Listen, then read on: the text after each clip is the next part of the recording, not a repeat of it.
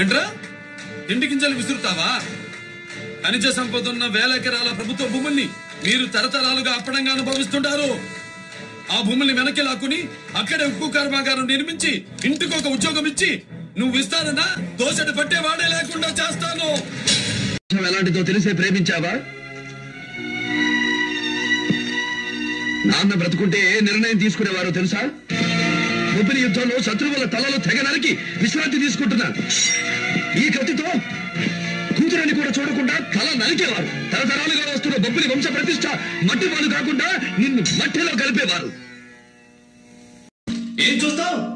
మూతి మీద మీసం మరిచి 3 ఏళ్ళు దాటినట్టు లేదు, మాటలు మాత్రం కోటలు దాటుతున్నాయి.